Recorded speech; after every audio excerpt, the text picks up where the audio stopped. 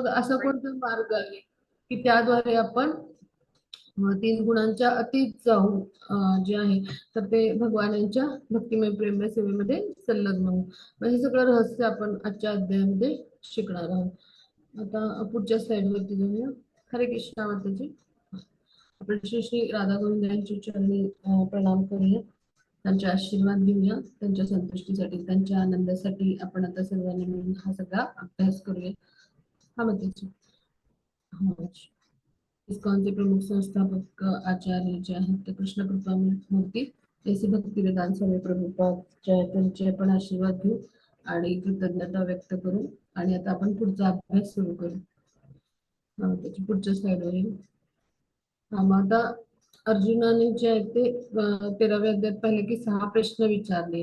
हो की नाही. मग त्या 6 प्रश्नांची उत्तर भगवानांनी दिली आहे. प्रकृती पुरुष, त्यानंतर जो आहे तो जीव जो आहे त्याच्याविषयी माहिती किंवा ज्ञेय याच्याविषयी माहिती. मग क्षेत्रज्ञ आणि ज्ञान म्हणजे काय, मग ज्ञान प्राप्त करण्याच्या पद्धती कुठल्या आहेत, कशा पद्धतीने ज्ञान घेतलं जातं, आणि ज्ञेय म्हणजे ज्ञानाचं ध्येय काय आहे. आणि मग प्रकृती पुरुष आणि त्यांचा संयोग होऊन काय घडतं हे पण आपण पाहिलं. मग खऱ्या ज्ञानाची दृष्टी काय, म्हणजे यथार्थता म्हणजे यथार्थपणे पाहणे म्हणजे काय पाहणे. तर ह्या सगळ्यातला फरक जो आहे तो समजून घेणं. आणि म्हणजे आत्मा आणि परमात्मा ह्यातला फरक समजून घेणं म्हणजे खऱ्या ज्ञानाची दृष्टी आहे. त्याला म्हणायचं यथार्थतेनं समजून घेणं. आणि पुरुष जो आहे तो कोण आहे, भोक्ता आहे या क्षेत्राचा सगळा. आणि परमपुरुष म्हणजे भगवान जे आहेत ते. आणि मग ह्या प्रकृती पुरुष ह्यांचा संयोग होतो म्हणजे काय होतो, तर प्रकृती म्हणजे आपल्याला ते शरीर देते, क्षेत्र देते. क्षेत्रज्ञ म्हणजे कोण आहे, तर आपला आत्मा किंवा त्याचा भोक्ता आहे, भोग घेणारा.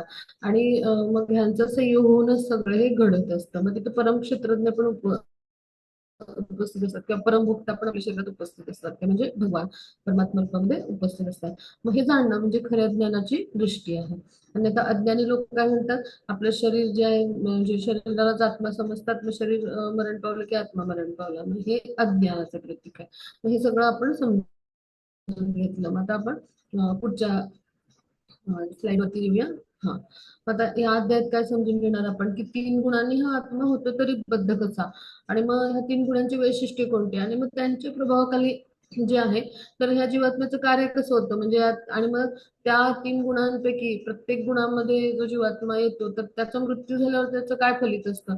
आणि मग या 3 गुणांच्या अतीत कसं व्हायचं, म्हणजे असं जर इथं आहे आपण 3 गुणांनी बांधलं जातं, मग त्यातून बाहेर पडण्यासाठी म्हणजे त्यांच्या त्या गुणांच्या अतीत म्हणजे बाहेर पडण्यासाठी काहीतरी मार्ग असेल ना, मग तो कोणता आहे. मग हे सगळं आपण आज समजून घेणार आहोत. हा, त्याची पुढच्या स्लाइड वर येऊ. हा, त्याचा हा श्लोक वाचूया. येस. श्री भगवानुवाच परं भूय प्रवक्ष्यामि ज्ञानानां ज्ञानमुत्तमं यज्ञात्वा मुनयः सर्वे परां सिद्धिम इतो गतः. श्री भगवान म्हणाले, पुन्हा एकदा मी तुला सर्व ज्ञानातले परम उत्तम ज्ञान सांगतो, जे जाणल्याने सर्व मुनींना परम सिद्धी प्राप्त झालेली आहे. हरे कृष्ण. हरे कृष्ण. हा, मग आता भगवान काय म्हणाले, की आता परम ज्ञानामधलं ज्ञान तुला म्हणजे जे सगळ्यात उत्तम ज्ञान आहे ते सांगतो, असं भगवान म्हणतात. मग याचा अर्थ काय आपण घ्यायचा, की 7वा जो अध्याय आहे तर त्यापासून 12व्या अध्यायाच्या शेवटपर्यंत जवळजवळ तर आपण जे आहे तर भगवान यांचं स्वरूप कसं आहे, भगवान यांच्याविषयी जाणून घेतलं. म्हणजे भगवान हे आध्यात्मिक स्वरूपाच्या स्तरावर कसे आहेत तर हे जाणून घेतलं. एकच मिनिट.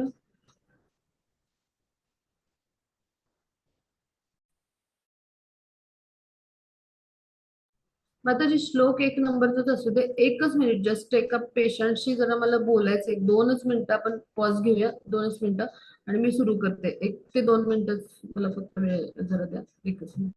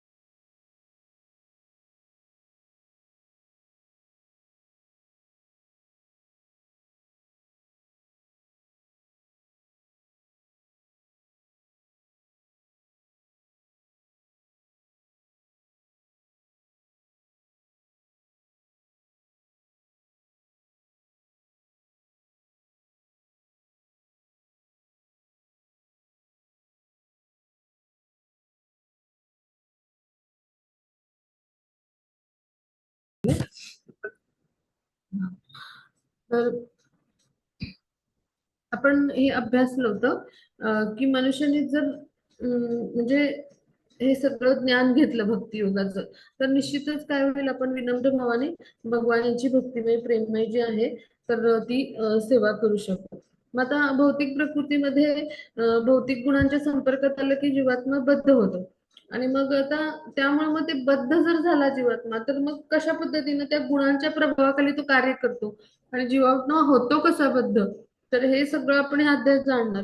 आणि मग आता समजा असा बद्ध जर होत असला जीवात्मा, जर बांधला जातोय, तर सुटका व्हायचा पण काहीतरी मार्ग असेल ना, म्हणजे मुक्ती मिळण्याचा. मग भगवान त्याला मुक्ती कशी देतात, हे सगळं वर्णन आपण अभ्यासणार. आणि मग आता भगवान काय म्हणतात, आतापर्यंत जे काही तू ज्ञान घेतलंस त्यापेक्षा पण हे ज्ञान श्रेष्ठ आहे. म्हणजे 3 गुणांच्या बंधनातून मुक्त होण्याचं ज्ञान आपण अभ्यासणार. आणि 3 गुणांचं वर्णन जे आहे तर ते आपण इथं अभ्यासणार आहोत. त्याद्वारे आपल्याला कळणार की 3 गुणांच्या म्हणजे ह्या बंधनातून कसं मुक्त व्हायचं. आता भगवान काय म्हणतात की हे सगळं ज्ञान का आवश्यक आहे, तर आतापर्यंतच्या ज्ञानापेक्षा हे परमोत्तम असं सर्वश्रेष्ठ ज्ञान आहे. आणि त्याच्याही पुढे जाऊन म्हणजे महान ऋषी मुनी जे आहेत तर त्यांनी हे जे ज्ञान आहे तर ते घेऊन सिद्धी प्राप्त केली. सिद्धी म्हणजे काय की अशा पद्धतीनं भक्तिमय प्रेममय सेवा या ज्ञानामध्ये त्यांनी उन्नत होऊन केल्यामुळं सिद्धी प्राप्त झाली. म्हणजे काय, त्यांना वैकुंठात स्थान मिळालं. मग अशी त्याला सिद्धी असं म्हटलंय. म्हणजे ते जे आहे तर ते शुद्ध भक्त बनले.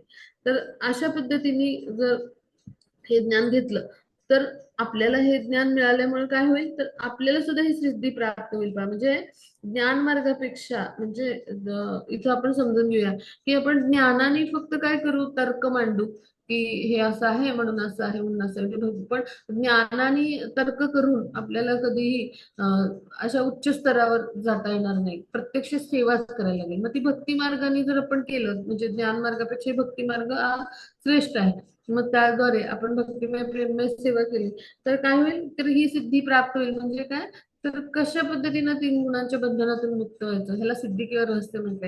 आणि त्याद्वारे भगवत प्राप्ती, भगवत प्रेम प्राप्ती किंवा भगवत धामाची प्राप्ती करायची. तर हे सगळं आपण ह्या अध्यायामध्ये जाणणार आहोत. म्हणजे हा अध्याय आपण अभ्यासला की आपल्याला ही सिद्धी प्राप्त होणार. म्हणजे काय, हे रहस्य आपल्याला कळणार. त्या पद्धतीने जर आपण आचरण केलं तर निश्चित आपण पण गुणातीत होऊ शकतो. आता पुढे जाऊया. माताजी पुढच्या श्लोकावर येऊया. हा माताजी, पुढच्या श्लोकावर येऊया. हरे कृष्ण माताजी. हा, हा श्लोक वाचू. इदं ज्ञानमुपाश्रित्य मम साधर्म्यमागतः सर्गेऽपि नोपजायन्ते प्रलये न व्यथन्ति च.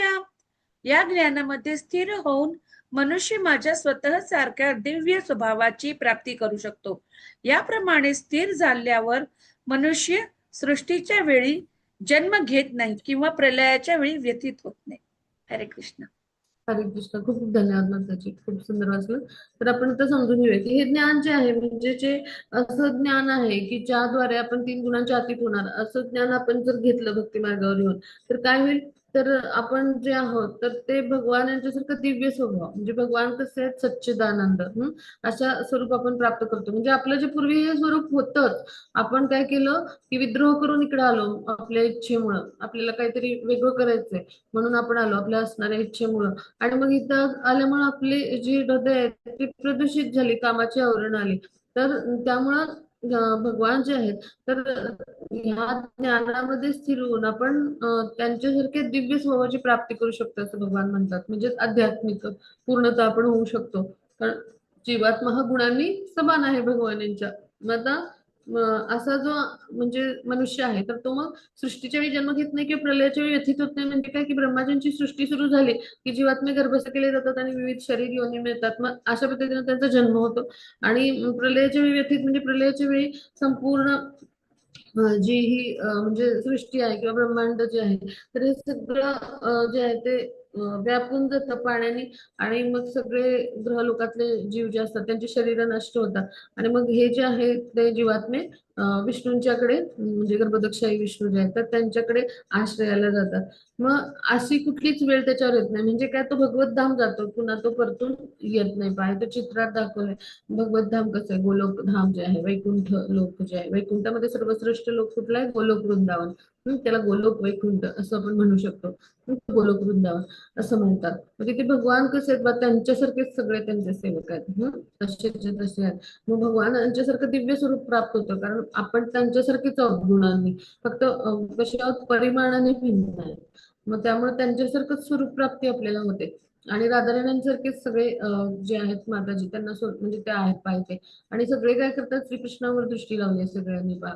आणि सगळे श्रीकृष्णाच्या सेवेमध्ये रममान आहेत. म्हणजे इथे गोलोक वृंदावन मध्ये कुठला रस आहे, तर एकमेव माधुर्य रस आहे पहा. मग सगळेजण असे भगवान यांच्याशी प्रेमाने बांधलेले असतात आणि भगवानांच्या सेवेमध्ये नियुक्त झालेले असतात. म्हणजे अशा पद्धतीने आपल्याला गोलोक जायला संधी आहे पाहिजे. मग आता ह्याच्यातून आपण समजून घेऊ की जेव्हा परिपूर्ण ज्ञान मिळतं तेव्हा मनुष्य काय होतं, गुणाच्या स्तरावर जो आहे तो भगवान यांच्याशी एकरूप होतो. एकरूप म्हणजे काय, की भगवान यांच्यासारखी गुणवैशिष्ट्ये येतात, कारण आत्मा जो आहे तो भगवानांचाच अंश आहे. मग भगवान यांच्यासारखीच गुणवैशिष्ट्ये असणार असतात ती जेव्हा शुद्ध स्तरावर असतो तो गोलोक वृंदावनला, जेव्हा तिथून येतो म्हणजे आपण इकडे आलो अनादी काळापासून जन्म मृत्यूच्या फेऱ्यात येतोय, त्यामुळे आपण प्रदूषित झालो. मग अशा पद्धतीने तो जन्म मृत्यूच्या चक्रातून जेव्हा मुक्त होतो तेव्हा त्याचं एक वैयक्तिक स्वरूप असतं, इथे चित्रात पहा. असं तो आत्मस्वरूप कधी गमावत नाही. आणि म्हणून असे जे आध्यात्मिक विश्वामध्ये वैकुंठात म्हणजे स्थान मिळालेले म्हणजे असे मुक्त जीव जे असतात ते इथे चित्रात पहा, भगवान यांच्या दिव्य सेवेमध्ये रममाण झालेले असतात आणि त्यांच्या चरण कमलांचं सदैव दर्शन घेत असतात. म्हणजे आपली वैयक्तिक स्वरूप स्थिती कुठलाही आत्मा जो आहे तो गमावत नाही पहा. इकडे चामरदेवची सेवा करायला जे आहे तर सेम भगवानाच्या सारखेच दिसणार आहे जीवात्मा. इकडे म्हणजे आता म्हणजे भगवानांना वंदन करतात ते सुद्धा भगवानांच्या सारखे दिसणार आहेत. इकडे जे आहेत ते तुतारी सारखं म्हणजे वाद्य वाजवणार आहेत ते पण भगवान यांच्या सारखेच दिसणारे आहेत. म्हणजे सगळे जण जे आहेत ते भगवान यांच्या सारखी स्वरूप स्थिती म्हणजे जे आहेत ते प्राप्त करतात. पण भक्त म्हणजे आपलं वैयक्तिक स्वरूप स्थिती गमावत नाही, पण तो भगवान आणि भक्त यांच्यामध्ये फरक जो आहे तो राहतो.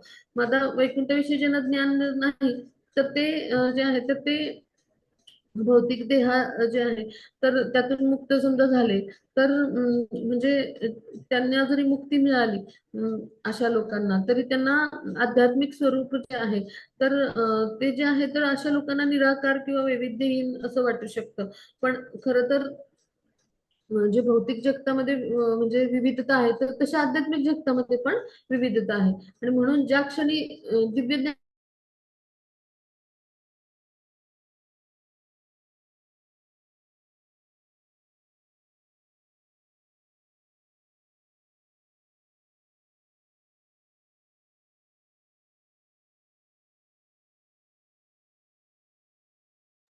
माताजी आपला आवाज येत नाहीये. हरे कृष्णा. हरे कृष्णा. माताजी आपला आवाज नाही येत.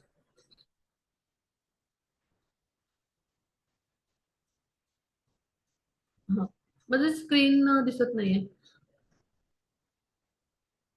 हा, मग ह्यासाठी आपण आध्यात्मिक गुणांचा विकास करणं जे आहे ते आवश्यक आहे पहा.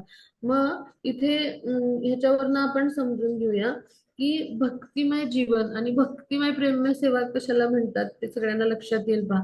जे आध्यात्मिक कर्म सगळी आपली होतात ना तर ती ती म्हणजे भक्तिमय प्रेममय सेवा. आणि भक्तिमय जीवन म्हणजे जे आध्यात्मिक कर्माच्या स्तरावर आपण जे आध्यात्मिक स्थितीला येतो तर ते म्हणजे आपलं भक्तिमय जीवन, की जसं गोलोक वृंदावन मध्ये इथे दाखवलंय चित्रात. मग आता पुढे जाऊ आपण. हा, मग त्याची पुढच्या श्लोकावर येऊ. हा, मग त्याची पुढच्या श्लोकावर येऊ. हरे कृष्ण. हा, मग त्याची पुढच्या श्लोकावर येऊया.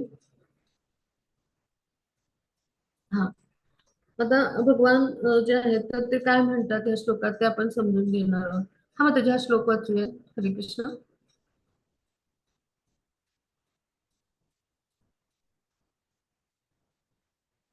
हरे कृष्ण.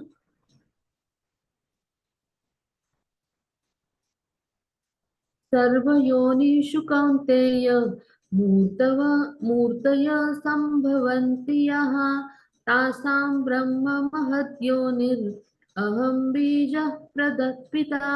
आता या श्लोकाचा अर्थ काय होतो? भगवान जे आहेत ते म्हणतात, हे कोणते भौतिक प्रकृतीमध्ये जन्म घेऊन सर्व योनी प्रकट होत असतात आणि मीच बीज प्रदान करणारा जो आहे तो पिता आहे, असं भगवान म्हणतात. मग याच्यावरून आपण समजून घेऊया की भगवान जे आहेत तर ते काय सांगतायत की मीच सगळ्या जीवांना बीज प्रदान करणारा जो आहे तर तो पिता आहे. म्हणजे काय की सगळे प्राणी मात्र जे आहेत आपण सगळे ते अपरा प्रकृती म्हणजे भगवानाची भौतिक शक्ती, आणि पराप्रकृती म्हणजे काय आध्यात्मिक शक्ती. मग अपरा प्रकृती म्हणजे शरीर आणि पराप्रकृती म्हणजे आपला आत्मा, तर ह्यांचा संयोग आहे. मग आपल्यासारखे जीव आहेत तर हे केवळ ग्रहलोकातच नाही तर सगळ्या अत्युच्च ब्रह्मलोक म्हणजे सर्वात वरचा लोक 14वा लोक, आपली पृथ्वी तिसऱ्या नंबरला आहे. मग तिथून वरती 14वा लोक आणि खाली 7 लोक आहेत. पृथ्वीच्या वर 7 आणि खाली 7 लोक आहेत. हे जे जीव आहेत तर ते अत्युच्च लोकांपर्यंत सगळीकडे आढळतात. मग भगवान काय करतात, प्रकृती जी माता आहे तर तिच्यामध्ये श्रीकृष्ण जे आहे तर ते बीज जे आहे तर तिला प्रदान करतात. म्हणजे भौतिक प्रकृती जी आहे तर तिथे म्हणजे त्या तिला जीव जे आहेत ते भगवान गर्भस्थ करत असतात. आणि त्यामुळं ते जीव जे आहेत तर ते जेव्हा भगवान जे आहेत ते आपल्या एका दृष्टी कटाक्षाने जीव गर्भस्थ करत असतात, आपण हे जाणले. मग त्यामुळं जेव्हा जीव गर्भस्थ होतात तर त्यावेळेला मग पूर्वकर्मानुसार आपली जी गतकर्म आहेत त्यानुसार आपल्याला शरीर मिळतात. सृष्टीमध्ये भौतिक प्रकृती प्रदान करते आणि मग आपण विविध रूपामध्ये विविध योनीमध्ये जे आहे ते प्रकट होतो. मग आता पुढे जाऊ आपण. जे भगवानच काय करतात, सगळ्यांना बीज प्रदान करणारे जे आहेत तर ते कोण आहेत, भगवान आहेत. मग म्हणून भगवान काय म्हणतात, अहम बीज प्रद पिता. आता पुढे जाऊ आपण. हा मग त्याच्या पुढच्या श्लोकावर येऊ. हा, मग आता भौतिक प्रकृती जी आहे तर ती 3 गुणांनी बनली आहे, सत्व रज तम या. आणि मग आता भगवान काय म्हणतात की हे महाभाव अर्जुना, जेव्हा जीव प्रकृतीच्या संपर्कात येतो तेव्हा या त्रिगुणांमुळे बद्ध होतो. तर आता आपण समजून घेऊया की भगवान जे आहे तर ते काय सांगतात की जीव कसा आहे, दिव्य आहे. भगवान जे आहे त्यांचं भगवान कसे दिव्य आहेत, सच्चिदानंद आहेत. मग त्यांचा अंश जीव आहे तर तो सुद्धा दिव्य आहे. मग भौतिक प्रकृतीशी जे आहे तर त्याला खरं तर काही त्याचा संपर्क नसतो. पण काय होतं, भौतिक जगतामध्ये येतो आणि तो 3 गुणामध्ये बद्ध होतो आणि मग 3 गुणांच्या वर्चस्वाखाली त्याचं कार्य होत असतं. आणि मग विविध प्रकृतीची जी रूप आहेत आणि शरीर त्याला म्हणजे मिळतात आणि मग जे शरीर मिळाले त्यानुसार त्याला कार्य करायला लागतं. मग ह्यामुळेच तो सुखदुःखामध्ये अडकतो. म्हणजे काल आपण पाहिलं पहा, भौतिक प्रकृतीमुळे त्याला सुखदुःख मिळतात आणि जीवाला ते सुखदुःख जे आहेत ते भोगावे लागतात. मग आता पुढे जाऊ आपण समतेच्या पुढच्या श्लोकावर येऊ. हरे कृष्ण. हरे कृष्ण. त्याच्या पुढच्या श्लोकावर येऊ. हा, मग आता इथे आपण समजून घेऊया की सत्वगुणाचं कसं कार्य चालतं.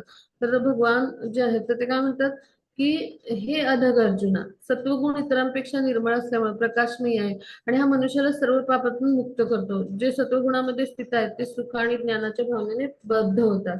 म्हणजे इथे श्लोकामध्ये ओळ आहे पहा पहिली, तत्र सत्वम निर्मलत्वात असं आहे शब्द. तर याचा अर्थ काय होतो की भौतिक जगतातला सर्वात निर्मळ असा जो गुण आहे या 3 गुणांपैकी तर तो म्हणजे सत्व गुण आहे. आणि पुढे मग काय म्हणले, प्रकाशकम अनामय म्हणजे सर्वात निष्पाप विकाररहित असा जो आहे तर तो म्हणजे सत्व गुण आहे. पण पुढे लगेच भगवान काय सांगतात, सुखसंगेन बध्नाती. म्हणजे काय की सुखामध्ये तो बांधतो प्रत्येकाला. म्हणजे भरपूर सुख जे आहे तर त्यामध्ये जो आहे तर तो जीवात्म्याला बांधून टाकतो.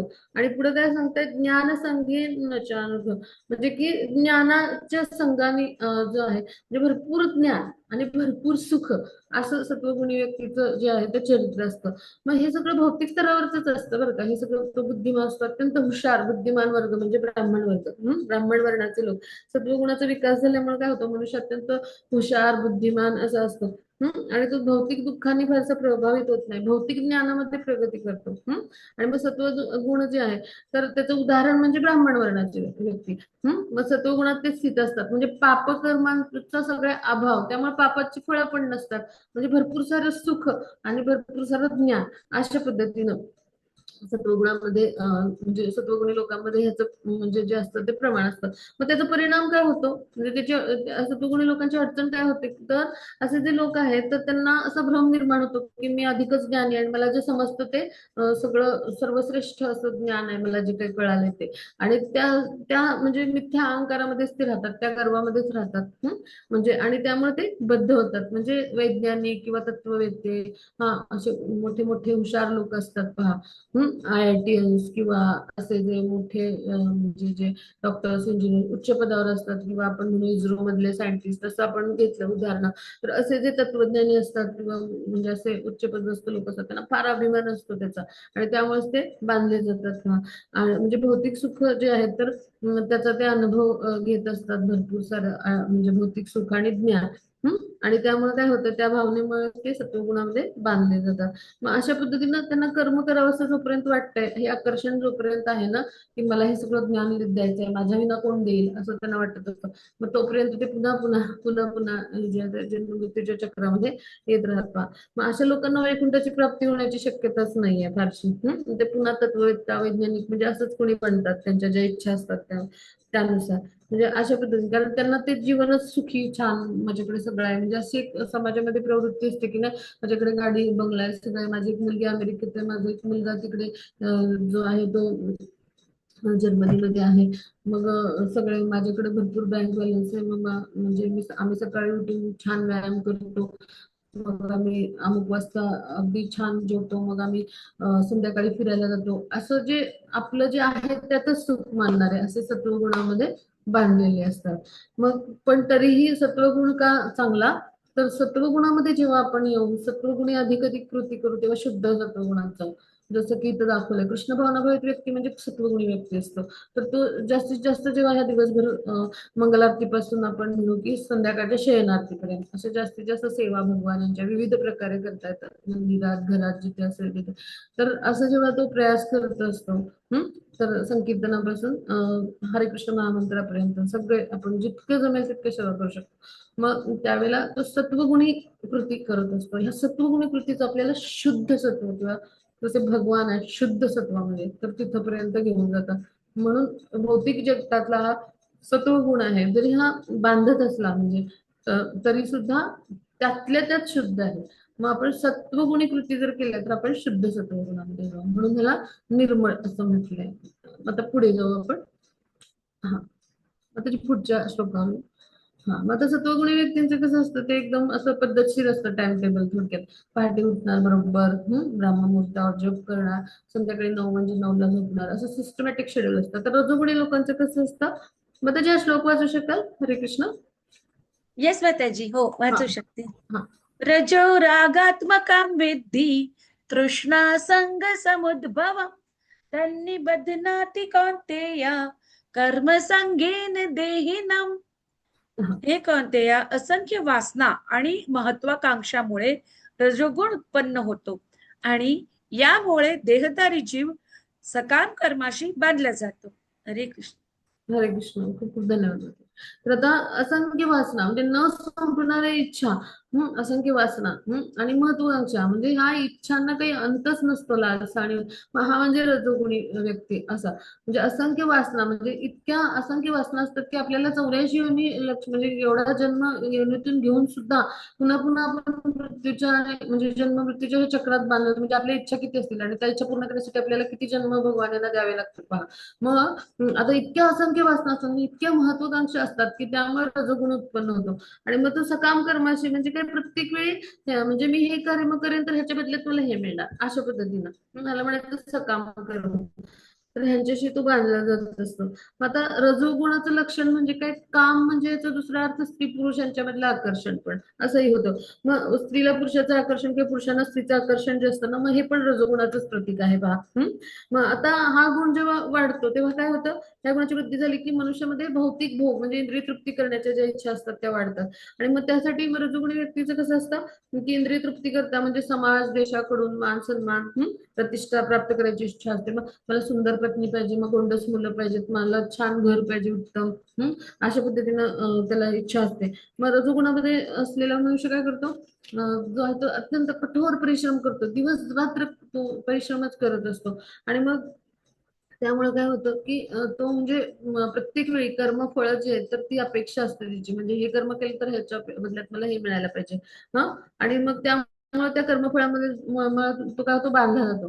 हा, म्हणजे आपली पत्नी मुलाबाळांना समाजाला संतुष्ट, म्हणजे संतुष्ट ठेवायला, समाजात प्रतिष्ठा चांगली राहिली पाहिजे. आपली पत्नीनं माझा नवरा किती ग्रेट म्हटलं पाहिजे, मुलांनी म्हटलं पाहिजे की माझे जे वडील आहेत ते किती ग्रेट आहेत. अशा पद्धतीनं सगळ्यांकडून सन्मान आणि सगळं असं त्यांना संतुष्ट ठेवण्यासाठी मग तो दिवस रात्र जो आहे त्यात तो कर्म करत राहतो, म्हणजे कष्ट करतो. मग हा जो रजोगुणी व्यक्ती आहे तर तो म्हणजे काय असतो, त्याच्या न संपणाऱ्या इच्छा आणि आकांक्षामुळे काय होतो, रजोगुणामध्ये असं काम कर्माशी बांधला जातो. म्हणजे असे जे लोक असतात ना, की ज्यांनी ठरवलेलं असतं की माझ्या आयुष्यामध्ये मी म्हणजे माझ्या वयाच्या 25 वर्षाचा असेल तर मी आता नोकरी करणार. मग माझं 5 वर्षानंतर माझ्याकडे अमुक गाडी येईल. मग माझ्याकडे 5 वर्षानंतर जे आहे ते अमुक म्हणजे असा खोल्यांचा बंगला येईल. मग अजून 10 वर्षांनी माझ्याकडे 4 कार असतील. मग माझ्याकडे एवढा बँक बॅलन्स असेल. असं जे आज विचार करणारे असतात ना, हे सगळे रजोगुणी बरं का. आणि मग हे सकाळी उठतात, हे पण हार्डवर्कर असतात. मग हे सत्वगुणी लोक आणि रजोगुणी लोकांमधला फरक काय, हे पहाटे उठतात पण कशासाठी उठतात, फिजिकल फिटनेस, हेल्थ चांगली ठेवायला, काम करायचं भरपूर, मला भरपूर यश मिळवायचंय. त्यासाठी उठणार, व्यायाम करणार, फिरायला जाणार, मग व्यवस्थित सिस्टमॅटिक सगळं. आणि मग ते काम पूर्ण करून त्याचा मोबदला हवा असतो ना, जेवढं मी लवकर काम करेन, हार्डवर्क करेन तर तेवढं काय होईल, मला त्याचा लाभ होणार. मी रात्री पण उशिरापर्यंत जागेल, अशा पद्धतीनं कार्य करेल, म्हणजे सतत कठोर परिश्रम करणार.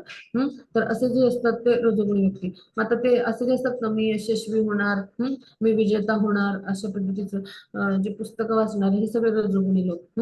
सत्वगुणी लोक काय वाचतात, तर श्रीकृष्णांचं चरित्र, रामायण असे ग्रंथ, ज्ञानेश्वरी, भगवद्गीता हे वाचतात सत्वगुणी लोक. किंवा सत्वगुणी लोक असतात ते एखाद्याचे जीवन चरित्र वाचतात, म्हणजे जे भौतिक स्तरावरचे असतात. रजोगुणी लोक असे पुस्तकं वाचतात, फॉर्म्युला फॉर सक्सेस, किंवा fitness, how to maintain fitness, अशा पद्धतीने, म्हणजे अशा पद्धतीनं त्यांचे प्रयास असतात. आणि सदैव आपल्या सगळ्या इच्छा पूर्ण करण्यासाठी ते प्रयत्नरत असतात. मग त्यासाठी ते कुठलाही मार्ग अवलंबू शकतील. म्हणजे असे जे असतील ते चित्रात दाखवले पहा, म्हणजे न संपणाऱ्या त्यांच्या आसक्ती ज्या आहेत तर ते त्यांना कुठलेही कर्म करायला बाध्य करू लागतात. आणि अशा पद्धतीने रजोगुणी व्यक्ती तमोगुणी पण होऊ शकतात. मग आता सत्वगुणी व्यक्तीला जर मोक्षाला म्हणजे जे आहे ते जात असतं, म्हणजे अशा पद्धतीने वैकुंठात जर जाता येत नसेल तर मग ह्या रजोगुणी व्यक्तीच्या तर सगळ्या अपेक्षा, म्हणजे मोक्ष मिळवण्याच्या ज्या आहेत त्या सगळ्या फुलच ठरतील पहा. म्हणजे आता जे आहे ती आताची संस्कृती जी आहे ती रोजोत्तम मानली गेली पहा. म्हणजे आपल्याला जे आहे ते 1 BHK घर असलं की आपल्याला 2 BHK पाहिजे असतं, मग 2 BHK मिळालं की 3 BHK पाहिजे असतं. आपल्याकडे मग मारुती कार असली की आपल्याला एकदम जे आहे ते जरा अजून ब्रिझा पाहिजे वाटतं, ब्रिझा असली की आपल्याला हॅरियर पाहिजे वाटतं, हॅरियर असली की ऑडी पाहिजे वाटतं. म्हणजे हे जे काही आताची जी संस्कृती आहे ना सगळी, तर ही सगळी रजोगुणी तमोगुणी अशा पद्धतीचीच आहे असं म्हटलं गेले. सत्वगुणी संस्कृती आहे ना ती सर्वात, म्हणजे सत्वगुणी संस्कृती चांगली, तर ती काय करते, आपल्याला शुद्ध सत्वगुणाकडे घेऊन जाते. मग पूर्वीचे राजर्षी असायचे, ते आपल्या नागरिकांना हे ज्ञान द्यायचे आणि त्यांना उन्नत भक्ती मार्गावर कसं करता येईल, म्हणजे आपल्या मनुष्य जीवनाचे ध्येय ते मिळवण्यासाठी कसं म्हणजे प्रयत्न करता येईल हे सुद्धा मार्गदर्शन करायचे. पण आता सगळंच बदललंय भौतिक युगामध्ये आणि सगळे इंद्रिय तृप्तीच्या दिशेने धावतात. त्यामुळे मग ह्या सगळ्या आशा ज्या आहेत मोक्षाच्या त्या ज्या आहेत त्या रजोगुणी लोकांच्या बाबतीत मावळतात. मग आता पुढे जाऊ आपण, त्याची पुढच्या स्लाइडवर. हा, आता हे जे तमोगुणी व्यक्ती आहेत त्यांचं कसं असतं, अज्ञानापासून जे आहे ते उत्पन्न झालेले तमोगुण म्हणजे देहदारी जीवाचा मोह असल्याचे जाण, प्रमाद, आळस, निद्रा हे तमोगुणाचे परिणाम आहेत व ते बद्ध जीवाला बंधनकारक ठरतात. आता तमोगुणी व्यक्तीचं कसं असतं पहा. आपण सगळ्यात महत्वाचं समजून घेऊया. हे सत्वगुणी जे व्यक्ती आहेत तर ते काय करतात, त्यांना काय आपल्यासाठी योग्य आहे काय नाही असं सारासार विचार तरी असतो. रजोगुणी व्यक्ती दिवस रात्र निदान कष्ट वगैरे करत असतात, पण तमोगुणाचं ह्याच्या विरुद्धच असतं. म्हणजे तमोगुणी जी व्यक्ती असते तर त्यांना तमोगुणाचं त्यांच्यावर इतकं असं आवरण आच्छादन असतं. तर त्यामुळे काय होतं की जी काही गोष्ट आहे तर तिचं वास्तविकता यथार्थता त्यांना समजतच नाही कधी. म्हणजे प्रत्येक जण आता आपण पाहू शकतो की आपल्या आजोबांचा मृत्यू झाला, आपल्या पित्यांचा म्हणजे आपले पिता आहेत तर त्यांना पण भविष्यात अशा प्रसंगाला सामोरं जाईल. आपलं पण असंच होणार आहे. तरी पण तो काय करत असतो, अमर्याद धनसंपत्तीचा संचय करत असतो. म्हणजे काय की हे सगळं जे आहे तर हे मूर्खपण आहे. म्हणजे अशा पद्धतीने तो सनातन आत्म्याची दिवस रात्र उपेक्षा करत असतो आणि इंद्रिय तृप्तीला म्हणजे महत्व देत असतो. म्हणजे ह्यालाच म्हणायचं प्रमाद. मग आता हे जे आहे म्हणजे प्रमाद जो आहे तर असे जे लोक असतात प्रमादामुळे म्हणजे तर ते काय करत असतात तर सगळ्या मूर्खपणाच्या कृती की ज्याचा त्यांनाही उपयोग नाही आणि समाजाला उपयोग नाही. आणि मग त्याही पुढे जाऊन कसं असतं की हे लोक इतके आळशी असतात की त्यांना कोणी सत्संगाचं निमंत्रण दिलं तर ते तिथेही येणार नाही. तर जो कोणी व्यक्ती निदान ह्याच्यातनं काही मला लाभ होणार आहे का म्हणून नाही केलं तरी जाईल असं पण नसतं त्यांचं. आणि मग हे जे आहे तर ते इतके आळशी असतात की म्हणजे हे जे लोक आहेत तर ते आवश्यकतेपेक्षा अधिक झोपणार. म्हणजे दिवसातला 6 तास झोप आवश्यक आहे तर हे त्याच्यापेक्षा जास्त झोपतात. मग त्यामुळे काय होतं 10-10 12-12 तास झोपणारे असे जे लोक असतात तर हे जे आहेत तर मग ते जास्त झोपेचा परिणाम म्हणजे नैराश्य येतं, खिन्नता येते. मादक पदार्थांच्या आहारी जातात. ते चित्रात पहा म्हणजे गोळ्या घेतल्याशिवाय झोप येत नाही, अल्कोहोल घेतल्याशिवाय म्हणजे अल्कोहोल किंवा असे धूम्रपान या सगळ्या व्यसनाधीनता किंवा आजकाल ड्रग्ज वगैरे हे सगळं. तर ह्या सगळ्यांची किंवा LSD वगैरे हे सगळे घेण्याची आजकाल पहा म्हणजे खूप तरुण पिढी जी आहे ती वाहवते आहे हे सगळ्या सवयी. तर हे सगळं जे आहे तमोगुणाने बद्ध झालेल्या व्यक्तीची लक्षणं आहेत पहा. म्हणजे दिवस रात्र जो टीव्ही समोर एकदा टीव्ही बघायला बसला की बघतच बसला, हालतच नाही रात्री 2 पर्यंत. हे सगळं तमोगुणी व्यक्तीचं. एकदा मोबाईलवर गेम खेळत बसला की तो रात्र रात्र गेमच खेळेल. हे सगळे तमोगुणी व्यक्ती. मग असे जे व्यक्ती आहेत ते सगळे नैराश्याने जे आहे ते गुरफटून जातात आणि त्यांचं पतन होतं. मग आता पुढे जाऊ आपण. त्याची पुढच्या स्लाइडवर येऊ. मग आता भगवान म्हणतात की हे भारतात सत्वगुण मनुष्याला सुखाने बांधतो, रजोगुण सकाम कर्माशी बांधतो आणि तमोगुण त्याचे ज्ञान आवृत्त करून मूर्खपणाशी बांधतो. म्हणजे काय की सत्वगुण जो आहे तर तो व्यक्ती आपल्या कर्माने किंवा तात्विक शोधाने संतुष्ट असतो म्हणून तत्वज्ञानी किंवा वैज्ञानिक असं शिक्षण तज्ञ तर तो काय करतो आपल्या ज्ञान क्षेत्रामध्ये संलग्न होतो आणि त्यातच समाधान मानतो. म्हणजे त्यामुळं सत्वगुणी व्यक्ती आहे तो सुखाने बांधला जातो. रजोगुणी व्यक्ती आहे तो काय करतो तर त्याला जे आहे तर ते त्याच्या म्हणजे इच्छेनुसार त्याला कर्म जे आहे ते करायचं असतं. म्हणजे त्याची जी आसक्ती आहे त्यानुसार त्याला कर्म करत असतो. मग तो सकाम कर्मांनी बांधला जातो आणि मग शक्य असेल तितकं धनार्जन करण्यासाठी तो प्रयास करतो. आणि मग त्यामुळे स्वतःला मोठं नाम सत्कार मान प्रतिष्ठा असं सगळं मिळालं पाहिजे समाजामध्ये. मग हॉस्पिटल्सना देणगी देईल, किंवा अनाथालय बांधेल म्हणजे अशी कामं करतो तो. धर्मार्थ संस्थांना दान करतो. मग ही रजोगुणी माणसाची लक्षणं आहे. आणि मग तमोगुणी मनुष्य काय करतो त्याचं ज्ञान सगळं आच्छादितच असतं. त्यामुळं म्हणजे तो सगळ्या जे आहे तर तो तमोगुणाचे प्रभाव केले सगळ्या मूर्खपणाच्या कृती म्हणजे न इतरांचं कल्याण करतो ना स्वतःचं कल्याण करतो. अशा सगळ्या म्हणजे विघ्न संतोषी आपण म्हणतो विनाशक कृती म्हणजे तमोगुणी व्यक्ती. मग आता पुढे जाऊ आपण. हा त्याची मग त्यामुळे काय होतं की त्याचं ज्ञान जे आहे तर ते कसं असतं त्याच्या मूर्खपणामुळे ते कसं असतं की ते म्हणजे ते जे आहे तर ते तो जो व्यक्ती आहे तो तमोगुणाशी बांधला जातो तमोगुणी व्यक्तीमध्ये. मग आता अशा पद्धतीनं हे सगळं जे आहे रजोगुण सत्वगुण तमोगुण तर ह्या तिघांमध्ये काय असतं तर ही स्पर्धा निरंतर चालते. मग रजोगुण कधी रजोगुण तमोगुण जे आहे तर ह्यांचा जो पाडाव करून सत्वगुण कधी कधी प्रमुख होतो. तर कधी कधी रजोगुण सत्वगुण तम यांचा पाडाव करतो तर कधी इतर वेळी तमोगुण हा सत्व आणि रज यांचा पाडाव करतो आणि वर्चस्वासाठी ही निरंतर स्पर्धा सुरू असते. म्हणजे काय की आपल्या जीवनामध्ये कधीतरी सत्वगुण जे आहे तर तो प्रमुख होतो त्यामुळे सगळ्या चांगल्या कृती होतात. मग रजोगुण तमोगुण आहेत ते जे आहेत ते म्हणजे त्यांच्यावर हा सत्वगुण प्रधान झालेला असतो पाडाव करतो म्हणजे. तर त्यावेळी चांगल्या कृती होतात. मग कधी कधी रजोगुण जेव्हा प्रमुख होतो त्यावेळेला सत्व आणि तम यांचा तो पाडाव करतो. म्हणजे रजोगुण म्हणजे न संपणारे आसक्ती असे आपण कर्म करतो. भरपूरच काम कर्म आपण करायला लागतो. आणि तमोगुण म्हणजे सगळ्या अशा मूर्खपणाच्या कृती आणि आळस निद्रा असं सगळं व्यसनाधीनता हे सगळं.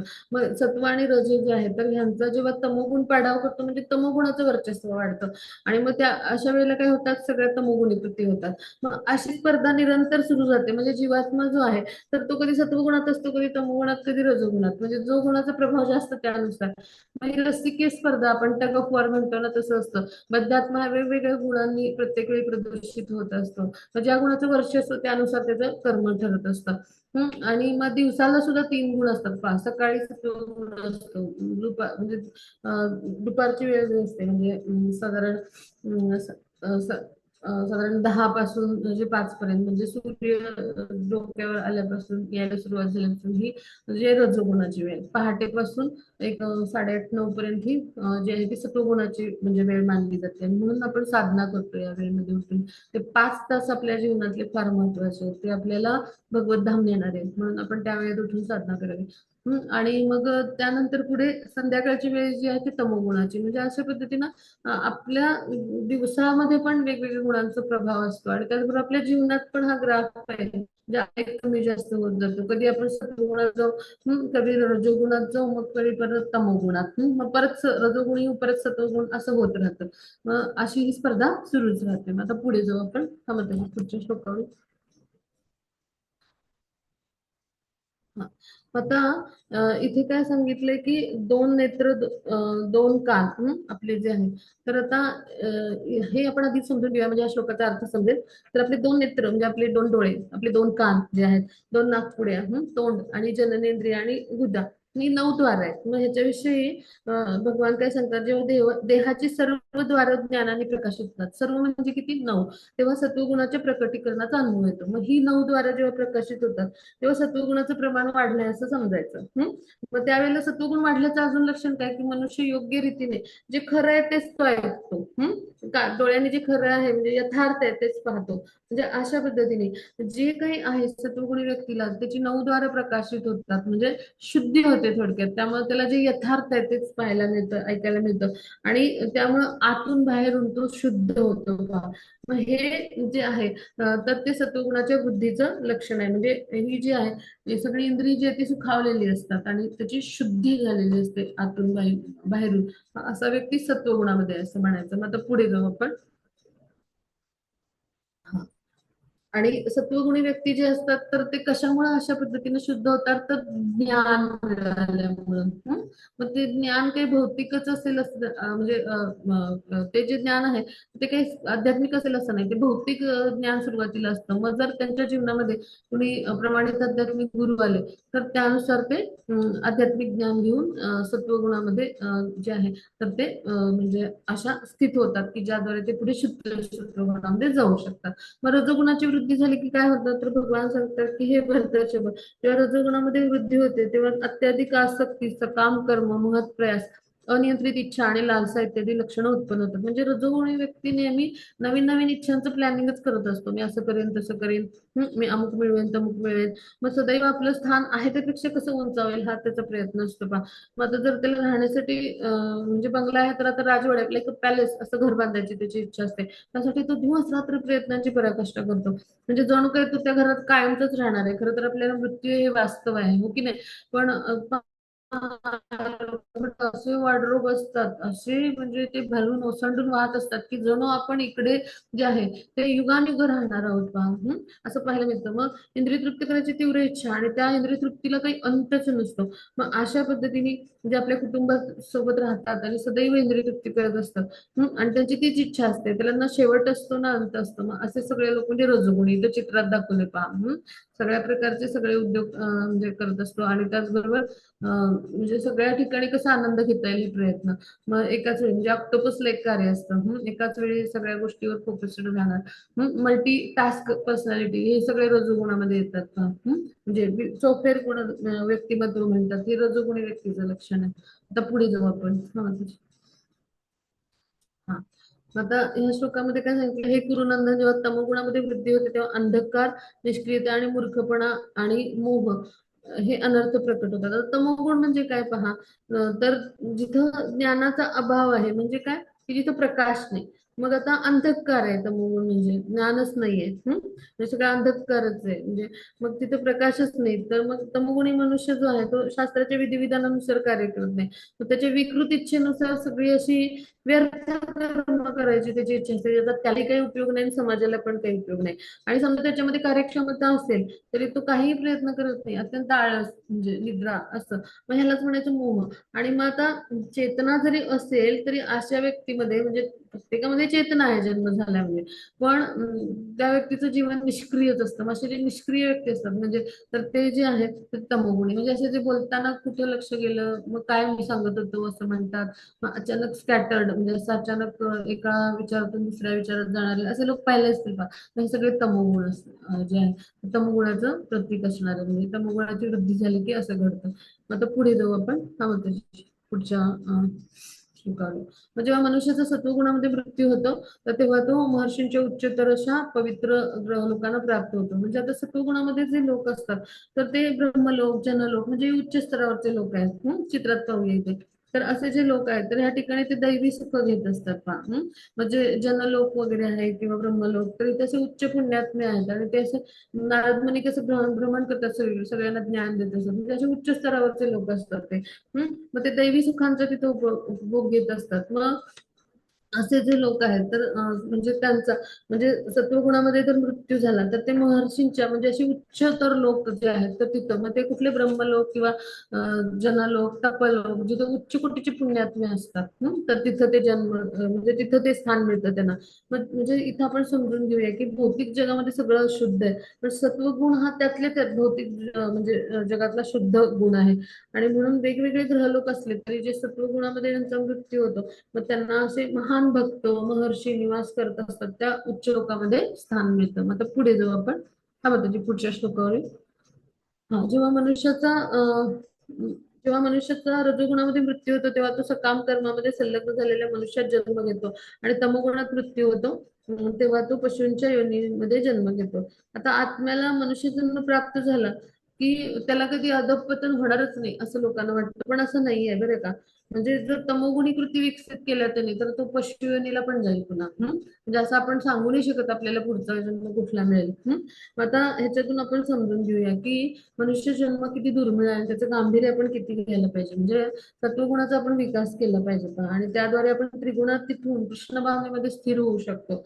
पण आता हेच तर खरं मानवी जीवनाचं ध्येय आहे. पण इथं समजून घेऊया की रजोगुणामध्ये जो व्यक्ती असतो तर त्याचा मृत्यू झाला तर तो सकाम कर्माशी बांधला जातो, मग पुन्हा तो जन्म घेतो. म्हणजे अशा पद्धतीनं ते कर्म करण्यासाठी, आणि मग तेव्हा मनुष्याचाच पुन्हा त्याला जन्म मिळतो. तर तमोगुणीचा मृत्यू होतो त्याला पशूंची योनी म्हणजे काय ते चित्रात पहा. जर असं तमोगुणी भरपूर निद्रा झोपत असेल मग त्याला अस्वलाचा जन्म मिळतो. मग भरपूर मांसाहार करत असेल तर मांसाहारी पशुच होतो, मग वाघ सिंहाचा जन्म मिळतो. मग आता तमोगुणी स्त्री म्हणजे काही कपडे म्हणजे घालायचे नाही, अंग उघडे टाकायचे, कसं पण राहायचं. मग तू वृक्ष होऊन टाक आणि दिवस रात्र आपलं तू उघडाच राहा उन्हा पावसात, असं तिला जे आहे तर ते शरीर मिळतं. मग असा मनुष्य की जो खूप मांसाहार करतो, खूप इंद्रिय तृप्ती करतो, असंख्य स्त्रियांसोबत भोग करतो, व्यसनाधीनता, मग त्याला जो आहे तो डुकराचा जन्म मिळतो. अनेक डुकरींशी तो संभोग करत असतो, तो चिखलात लोळत असतो, विष खात असतो, अशा पद्धतीचं जे आहे ते पतन होऊन जातं तमोगुणी व्यक्तींचं. म्हणजे ते पशु योनीमध्ये म्हणजे पुन्हा निम्न योनीमध्ये त्यांना प्रवेश मिळतो आणि त्यानुसार त्यांना पुन्हा त्या योनीतून प्रवास करून मग मनुष्य जन्म घ्यावा लागतो. म्हणजे अशा पद्धतीने हे पतन होतं. मग आता पुढे जाऊ आपण, हा त्याच्या पुढच्या श्लोकावर येऊ. हा हा तर 16 नंबरचा श्लोक आहे. पुण्यकर्माचे फळ शुद्ध असून ते सत्वगुणी असल्याचं म्हटलं जातं, परंतु रजोगुणामध्ये केलेल्या कर्माचे फळ दुःख आहे आणि तमोगुणामध्ये केलेल्या कर्माचे फळ मूर्खपणा तथा अज्ञान आहे. म्हणजे आता पुण्यकर्म म्हणजे काय, सत्वगुणात केलेली कार्य सगळी परोपकाराच्या कृती, मंदिराला दान देणे, मंदिरात जाणे, तीर्थयात्रा करणे, भक्तांचा संग करणे, अशी चांगली कार्य सगळी असतात. म्हणजे सगळी परोपकारी चांगली कृती असते. मग सत्वगुणात कार्य केलेलं असतं त्याचं फळ शुद्ध म्हणजे सत्वगुणी. रजगुणात केलेल्या कर्माचं फळ दुःख आहे. म्हणजे पहा आता रजगुणी व्यक्तीला काय असतं, ही जी शहरं आहेत ना ही सगळी रजगुणाची प्रतीक आहेत आताच्या आधुनिक संस्कृतीमधली. म्हणजे पहा इथे इमारती आहेत, इमारतींचं जाळं आहे निर्माण झाले, औद्योगिकता जी आहे तर त्यांचं जाळं निर्माण झाले. मग हे जे काय आहे म्हणजे आपण जे आहोत तर ते सामान्य म्हणजे जे आहे तर जीवनापासून अत्याधुनिक जीवनाकडे जातो. म्हणजे अजून अजून इंद्रिय तृप्तीसाठी म्हणजे काय म्हणू आपण, एखादा व्यक्ती जर सामान्य घरात राहत असेल तर तो फ्लॅटमध्ये राहायचा विचार करतो, मग पुन्हा तो लक्झरी फ्लॅटमध्ये राहायचा विचार करतो, मग तो बंगला घ्यायचा विचार करतो. म्हणजे अशा पद्धतीने आधुनिक जीवनशैली जी आहे तर त्यामुळं असा जो व्यक्ती आहे रजोगुणामध्ये कर्म करत असतो तो, मग सत्वगुणामधलं जे पुण्यकर्माचं फळ आहे ते शुद्ध असतं. म्हणून ते जे आहे ते सुखी होतात आणि असे ऋषीमुनी सुखी असतात. पण रजोगुणामधलं कर्म कसं आहे तर ते दुःखदायक ठरतं. का तर ते कुठलेही कर्म जे आहे ते मनुष्याला म्हणजे सदैव म्हणजे मोठ्या इमारती बांधून मग त्यासाठी त्याला कष्ट करायचे, मग त्यासाठी संपत्तीचा पुरवठा करायला लागेल, मनुष्यबळ लागेल, कठोर परिश्रम करायला लागतील, बांधकामासाठी व्यक्ती आणायला लागतील. मग हे सगळं दुःखच आहे. आणि थोडंस सुख असतं की हे सगळं माझ्या मालकीचं आहे, म्हणजे ही मोठी बिल्डिंग माझ्या मालकीची आहे, ही गाडी माझ्या मालकीची आहे. पण त्या प्रमाणात त्याला कष्ट जे असतात तर त्याच्या अनेक पट करावे लागत असतात पहा. मग हे काही वास्तविक सुख नाहीये. मग तमोगुणाचा व्यक्ती तर अज्ञानीच असतो. म्हणजे इथे चित्रात डेड एंड आहे हे सगळं, म्हणजे इथं संपलंय, मार्गच संपलाय. म्हणजे काय की सगळ्या कर्माची परिणती दुःखामध्येच होते. आणि म्हणजे निष्पाप प्राण्यांची हत्या सुद्धा असे लोक करतात. म्हणजे हे सगळं कशामुळे घडतं म्हणजे पशुहंसा, गुन्हेगारी, हे सगळं कशाचा परिणाम आहे तर तमोगुणामध्ये केलेलं हे कार्य आहे पहा. लव जिहाद सारख्या घटना घडतात, आपण किती पाहतो ना, बॉम्बस्फोट पाहतो हो की नाही, किंवा दहशतवादी पाहतो, हे सगळं तमोगुणी आहे. आजच्या काळात तर हे खूप आपल्याला अनुभवायला मिळेल. मग इथे आपण समजून घेतलं पाहिजे की भगवान जे आहेत तर त्यांना सगळेजण आपले पुत्र सुपुत्र असे आहेत. मग एखाद्या मुंगीला सुद्धा मारलं तरी भगवानांना ते सहन होत नाही. मग इथे तर पशुहिंसा, गायीसारखे पवित्र मातेची आपण हत्या करतो, हे सगळं पाहायला मिळतं आपल्याला हो की नाही. मग असे सगळे लोक जे आहेत तर ते सगळे तमोगुणी म्हटले जातात. म्हणून या तमोगुणात केलेलं जे कार्य आहे ते म्हणजे मूर्खपणा आणि अज्ञान असतं पहा. त्याद्वारे मनुष्य पतित होतो. आता पुढे जाऊ आपण, थांबा पुढच्या श्लोकावर.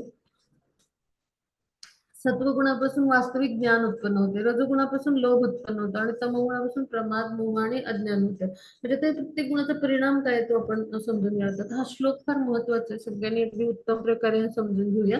तर आधुनिक संस्कृती कशी आहे आपल्याला फारशी हितकारक नाहीये. आणि म्हणून आपल्याला कृष्ण भावनामृतामध्ये येणं आवश्यक आहे. म्हणजे कृष्ण भावनामृताचं आचरण करणं का आवश्यक आहे तर त्यामुळे समाजामध्ये सत्वगुण वाढेल. आणि सत्वगुण जर वाढला तर लोक जे आहे ते यथार्थ जे वास्तव आहे त्या पद्धतीने त्या गोष्टीला पाहू शकतील. म्हणजे सापाला सापच म्हणतील, दोरीला साप नाही म्हणणार. म्हणजे थोडक्यात काय की कोण फसवा आहे, कोण खरं आहे, कोण वाईट आहे हे कळेल त्यांना. ही पारख येईल सत्वगुणामध्ये, द्वार प्रकाशित होतात म्हणजे यथार्थता कळते त्या गोष्टीची. आणि मग तमोगुणी लोकांचं कसं आहे, पशुवतच असतात ते, त्यांना यथार्थ हे कळत नाही. म्हणजे काय सत्य आहे हे त्यांना कधी कळतच नाही, ते जाणू नाही शकत कधी यथार्थता काय आहे. मग त्यामुळं वास्तविक म्हणजे ज्ञानाचं शिक्षण जे आहे ते नसल्यामुळे ते स्वैराचारी आणि दायित्वहीन असतात. मग अशा स्वैराचारी लोकांना म्हणजे जे आहे ते पुन्हा म्हणजे जे आहे ते सद्गुणी बनवायचं असेल तर त्यांच्यामध्ये सत्वगुणाचा विकास होणं आवश्यक आहे.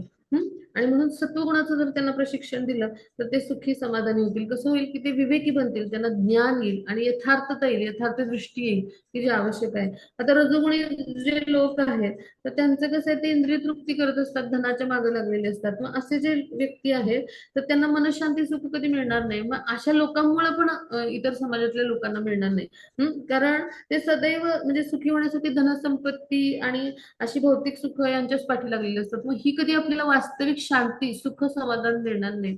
मग ह्यासाठी सत्वगुणामध्ये जर आपण आलो तर आपल्याला वास्तविक शांती, सुख, समाधान मिळेल. मग कृष्ण भावनेचा जर विकास आपण आहे तर सत्वगुणामध्ये स्थित झाला तर होऊ शकतो का, म्हणजे सत्वगुणातून शुद्ध सत्वगुणात जाऊ.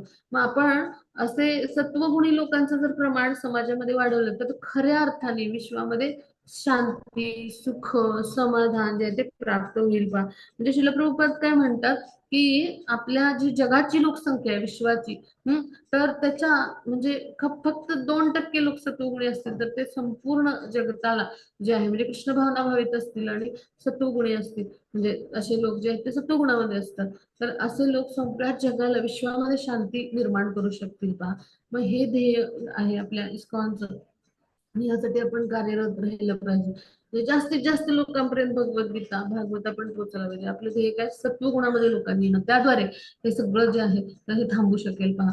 आज जी आपण परिस्थिती पाहतो, आपण जे आहात तर ते सगळेजण आपण जागतिक युद्धाच्या उंबरठ्यावर उभे आहोत, म्हणजे युद्ध सुरूच आहे.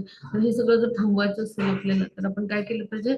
आपण वैयक्तिक साधना तर करतोच, पण प्रत्येक घरोघरी कृष्ण भावना पोहोचेल असे प्रयत्न आपण केले पाहिजेत. पहा, म्हणजे रजोगुणी लोक मानसिकदृष्ट्या म्हणजे जो असतो तो दुःखी तर असतो, त्याचं जीवन कष्टप्रद असतं. मग असे जे लोक आहेत ते अनेक युक्त्या प्रयुक्त्या करतात आणि मूर्ख बनतात. मग तमोगुणी म्हणजे जे लोक आहेत, तर ते म्हणजे जे हे जे रजोगुणी लोक आहेत ते आपल्या योजना न संपण्याच्या पोटी मूर्ख बनतात. तर तमोगुणी लोक आपल्या मूर्खपणाच्या कृतीमुळे विघातक कृतीमुळे मूर्ख बनतात. म्हणजे काय, अशा पद्धतीनं हे जे आहेत तर ते नशा उत्पन्न करणाऱ्यांचं म्हणजे व्यसनांचा आश्रय घेतात आणि मग अज्ञानामध्ये पतीत होऊन अंधकारमय जीवनामध्ये स्वतःला लुटून टाकतात. पहा, अशी आपली वैफल्यग्रस्त पिढी जी आहे, युवा पिढी ही बनत चालली. पहा, आजची जर आपण पाहिली लोकसंख्या, तर त्यामध्ये म्हणून आपल्यासारख्या नागरिकांचं दायित्व आहे की आपण कृष्ण भावनेचा विकास करायचा आणि त्याद्वारे आपण सत्वगुणामध्ये स्वतः स्थित झालं तर इतरांना प्रशिक्षण देऊ. यासाठी आपल्यातल्या प्रत्येकाने प्रयास करणं आवश्यक आहे. मग आता पुढे जाऊ आपण. पुढच्या स्लाइडवर येऊ. हा, तर सत्वगुणी मनुष्य क्रमशः ऊर्ध्व गतीने उच्चतर लोकांमध्ये जातात. रजोगुणी मनुष्य पृथ्वी लोकावर वास करतात आणि निंद्य तमोगुणी मनुष्याचे नरलोकी अधःपतन होते. म्हणजे काय की सत्वगुणी जे व्यक्ती आहेत तर ते ब्रह्मदेव निवास करतात तिथं, की म्हणजे असे जे उन्नत उन्नत म्हणजे लोक आहेत, म्हणजे ऊर्ध्वगती म्हणजे काय, तर प्रगती म्हणजे ऊर्ध्वगती म्हणजे आध्यात्मिक म्हणजे जगताकडे जाण्याची गती. ऊर्ध्व म्हणजे वरती आहे ना, आध्यात्मिक जगत आहे ते ब्रह्मांड जे आहे, तर इथले 14 लोक आहेत त्याच्या पलीकडे आहे आध्यात्मिक, मग त्याला म्हणायचं ऊर्ध्वगती. तर त्या गती म्हणजे उन्नत होत आध्यात्मिक स्तरावर उच्च लोकांमध्ये, म्हणजे उच्च ग्रह लोक जे आहेत, सत्यजन तप किंवा सत्यजन लोकांनाच ब्रह्मलोक म्हणतात, तर तिथे जातात. मग रजोगुणी लोक जे आहेत त्यांच्या न संपणाऱ्या इच्छा, म्हणजे ते जे आहे रजोगुण म्हणजे काय, तमोगुण क्षमा असेल, सत्वगुण आणि तमोगुण यांच्या मध्यभागी आहे रजोगुण. आणि मग तो मनुष्य शुद्ध नसतो. मग जरी रजोगुणामध्ये स्थित असला तर तो मग एखादा राजा धनवान मनुष्य असा बनून येतो. का, तर त्याच्या न संपणाऱ्या इच्छा आणि आकांक्षा. पण त्याच्या ह्या गुणांच्या मिश्रणामुळे तो अधोगतीला पण जाऊ शकतो, कारण त्या न संपणाऱ्या इच्छा त्याच्याकडून कुठलं कर्म करून घेतील सांगता येत नाही. आणि म्हणून जो व्यक्ती आहे तर तो तमगुणी पण बनू शकतो. का, म्हणजे यंत्राच्या सहाय्याने असे जे लोक आहेत ते उच्च लोकांमध्ये जायला बघतात. म्हणजे खरं तर उच्च लोकांमध्ये आपण यांची भक्ती करूनच जाऊ शकतो. पण हे कसे असतात, ध्येयाने वेडेपिसे झालेले असतात. म्हणजे आता जे वेगवेगळे उपग्रह सोडतात, चांद्रयान मोहीम, हे सगळे रजोगुणी व्यक्ती, आपण लक्षात ठेवूया. मग आता तमोगुण आहे त्याला जगन्य म्हणलेलं आहे. जगन्य म्हणजे अत्यंत घातक असा, मग अत्यंत कनिष्ठ असा गुण आहे. मग हे जे खालच्या योनीतले पक्षी पशु हे सगळे जे आहेत ना, तर किंवा सरपटणारे प्राणी, म्हणजे अशा ज्या आहेत त्या 80 लक्ष योनी आहेत. म्हणजे 4 लाख योनी ज्या आहेत त्या म्हणजे मनुष्यांच्या आहेत. 80 लक्ष योनी ज्या आहेत त्या सगळ्या अशा प्राण्यांच्या आहेत. हे भोग योनी आहेत. मग तमोगुणामध्ये काय होतं, ह्या म्हणजे अशा व्यक्तींच्या वर्तनामुळे त्यांना ह्या भोग योनीमध्ये स्थान मिळतं. पहा, म्हणजे हे एक प्रकारचं पतन आहे. पहा, म्हणजे जे लोक उच्चतर गुणांपर्यंत येतच नाहीत तर ते तमगुणामध्येच राहतात. मग त्यांचं भविष्यातलं जीवन कसं अत्यंत अंधकारमय आहे. पण समजा तमोगुणी व्यक्तीने ठरवलं तर तो रजोगुणात येऊन सत्वगुणात येऊ शकतो. पहा, म्हणजे त्याला ती संधी मिळू शकते. आणि ती संधी केवळ आणि केवळ कृष्ण भावनामृताच्या आचरणामुळे. म्हणजे असे अनेक उदाहरण आहेत आपल्या इस्कॉन मध्ये, की जे हिप्पी होते, व्यसनाधीन होते, तर ते शुद्ध भक्त स्वामी महाराज बनले. म्हणजे अगदी असे गुन्हेगारी प्रवृत्तीचे लोक होते तर ते सुद्धा संत महात्मे बनले. अशा अनेक घटना श्रील प्रभुपादांच्या मुळे, त्यांच्या कृपेमुळे जे आहे, तर असे जे म्हणजे तमोगुणी लोक होते तर ते शुद्ध भक्त बनलेले आहेत. म्हणजे निश्चितच आपल्याला ही संधी जी आहे तर श्रील प्रभुपादांच्या माध्यमातून मिळाले का, तर आपण निश्चित जे आहे तर प्रयास करायला हरकत नाही, हो की नाही. आता पुढे जाऊ आपण. पुढच्या स्लाइडवर येऊ. हरे कृष्ण. हा, त्याच्या पुढच्या स्लाइडवर येऊ. हरे कृष्ण. हा, मग हे लोक पहा इथे जे आहे तर मी इथे दाखवते. हा जो भूलोक आहे हा म्हणजे अर्थ प्लॅनेट म्हणजे पृथ्वी. मग भुवरलोक म्हणजे इथं राक्षस आणि भूत पिशाच हे राहतात. मग त्यानंतर हा स्वर्गलोक आहे, इंद्रलोक म्हटलं जातं. मग त्याच्यावर महरलोक, मग जनलोक, तपलोक, सत्यलोक म्हणजे त्याला ब्रह्मलोक म्हणतात. आणि मग हे जे आहे भौतिकच जगत आहे. मग ह्याच्या पलीकडं जे आहे ते आध्यात्मिक जगत आहे. आणखी मग इथे आता जो आहे तर भूलोकाच्या खाली हे अतल, वितल, सुतल, तलातल, महातल, रसातल आणि पाताळ. आणि ह्याच्या खाली मग जे आहेत ते वेगवेगळे जे 28 प्रकारचे नरक लोक आहेत ते आहेत. तर अशा पद्धतीनं हे जे आहे तर हे वेगवेगळे लोक आहेत. मग हे जे इथं आपण इथे पाहिलं की गर्भोदकशाही विष्णू आहेत, त्यांच्या नाभीतून ब्रह्माजी निर्माण होतात. आणि कर्णोदकशाही जे विष्णू आहेत तर ते एक म्हणजे त्यांच्या दृष्टी कटाक्षामधून जे आहे तर हे भगवान जे शिव आहेत त्यांचा नंदी आहे. त्यानंतर लक्ष्मी देवी निर्माण होते आणि लक्ष्मी देवीची छाया म्हणजे दुर्गा देवी जी आहे तर ती निर्माण होते. तर ती छाया आहे म्हणजे कुणाची तर ती लक्ष्मी देवीची म्हणजे रमा देवीची छाया आहे, मग त्याला म्हणायचं दुर्गा देवी. अशा पद्धतीने घडतं. इथे पहा इथे चित्र आहे जे गर्भदक्षाही विष्णू आहेत त्यांचं. तर पुढे जाऊ आपण. हा मग जेव्हा मनुष्य योग्य रीतीने पाहतो की सर्व कर्माच्या प्राकृतिक गुणांखेरीज तर कोणीही करता नाही आणि जो सर्व गुणांच्या पलीकडे असणाऱ्या परमपुरुषाला जाणतो तो माझ्या आध्यात्मिक स्वभावाला प्राप्त होतो. म्हणजे काय की जेव्हा मनुष्याला हे समजतं की जे म्हणजे जे काही घडतंय तर ते प्रकृतीचे 3 गुणांखेरीज इतर कुणामुळे घडत नाहीये. म्हणजे प्रकृतीचे 3 गुण आहेत त्याच्या प्रभावाखाली असल्यामुळे आपल्याकडून या कृती घडतात. मग त्या म्हणजे आपण ज्या जीवनामध्ये आपल्या जीवनामध्ये जे प्रमाणित आध्यात्मिक गुरु किंवा असे जे महात्मे म्हणजे कृष्ण भावनाभावित व्यक्ती किंवा साधू पुरुष तर ते जे आहेत तर त्यांच्या मदतीने आपण प्राकृतिक गुणांना यथार्थ रूपात जसे आहेत तसे जाणून घेऊन मग आपण सर्व म्हणजे प्राकृतिक गुणांच्या पलीकडे जाऊ शकतो. यासाठी आपल्या जीवनामध्ये प्रमाणित आध्यात्मिक गुरु पाहिजेत. पहा म्हणजे अर्जुनाला श्रीकृष्णांनी गुरु शिक्षा गुरु किंवा आद्य गुरु आपण म्हणू तर त्याद्वारे ज्ञान प्रदान केलं. मग तसं त्यामुळे तो कृष्ण भावनाभावित झाला. पहा तसं आपल्या जीवनामध्ये जर गुरु येतील तर निश्चितच आपण हे कर्मफल सिद्धांताचं ज्ञान किंवा याला विज्ञान म्हटले कर्माचं हे जाणून घेऊ. आणि मग त्याद्वारे आपण आध्यात्मिक गुरूंच्या उपदेशामुळे जे आहे तर आपण स्वतःचं आध्यात्मिक स्वरूप आपली इंद्रिय म्हणजे आहेत मग भौतिक शरीर आहे आणि मग आपण कोण आहोत तर आत्मा आहोत. आपण कसं बद्ध झालंय सगळं जर ज्ञान घेतलं तर आपल्याला कळेल की आपण 3 गुणांमध्ये बांधलेलो आहोत. मग ह्या बंधनातून मुक्त व्हायचंय तर आपल्याला काय केलं पाहिजे गुरूंच्या माध्यमातून गुरूंच्या कृपेद्वारे गुरूंकडून ज्ञान घेऊन आपण कृष्ण भावनेचा विकास केला पाहिजे. आणि त्याद्वारे मग आपण जे आहे तर भौतिक कर्माच्या बंधनातून मुक्त होऊ शकतो. का म्हणजे अशा पद्धतीने भौतिक प्रकृतीचा प्रभाव हळूहळू नष्ट होतो. मग अशा पद्धतीने जो हे जाणतो की भौतिक प्रकृतीचे 3 गुण करतायत म्हणजे त्याद्वारे आपल्याकडून इंद्रिय तृप्तीची कर्म होत आहेत आणि आपण भ्रमात राहतोय म्हणजे शरीर आहे सगळं ज्ञान गुरुमुळे मिळतं. मग असा जो व्यक्ती आहे असे ज्ञान विकसित करून प्रमाणित आध्यात्मिक गुरूंच्या मार्गदर्शनाखाली भक्तिमय प्रेममय सेवेद्वारे कृष्ण हेच आपलं जीवनाचं ध्येय आहे. कृष्णांची प्राप्ती कृष्ण प्रेम प्राप्ती तर हे जेव्हा जाणतो तेव्हा म्हणजे परमपुरुष म्हणजे कोण भगवान श्रीकृष्ण तेव्हा तो भगवानांच्या आध्यात्मिक स्वभावाची प्राप्ती म्हणजे काय भगवानांचा आध्यात्मिक स्वभाव म्हणजे काय सच्चिद आनंद. मग आत्मा कसा आहे आपला सच्चिद आनंद ज्याची मूळ वास्तविक स्थिती आहे. जसे आपण गोलोक वृंदावनमध्ये होतो जेव्हा आपण भौतिक प्रकृतीशी संग केला तेव्हा आपण दूषित झालो. मग तो मूळ आध्यात्मिक स्वभाव जो आहे आपला तो आपण भगवानांचे चित्कण असल्यामुळे तोच आहे. म्हणून भगवान काय म्हणतात माझ्या आध्यात्मिक स्वभावाला आणि आपण भगवान यांचे आहोत आपण हो की नाही. म्हणजे त्यामुळे भगवान यांचा आध्यात्मिक स्वभाव म्हणजे काय सच्चित आनंद. तो आता कसं आहे कामाच्या आवरणामुळे ते झाकले. मग भगवान म्हणतात की हे जेव्हा जाणतो तेव्हा भक्तिमय प्रेममय सेवेद्वारे गुरुकृपेमुळे आपण भगवान यांच्या आध्यात्मिक स्वभावाची प्राप्ती करतो. म्हणजे आपली शुद्ध स्थिती जी आहे ती पुन्हा पूर्ववत मिळवतो. मग ती मिळाल्यावर आपण कुठे असतो भगवत धामामध्ये कारण आपल्याला आध्यात्मिक देहाची प्राप्ती होईल आणि त्याद्वारे आपण भगवत धामाची प्राप्ती करू. आता पुढे जाऊ आपण. थांबा पुढच्या श्लोकावर येऊ.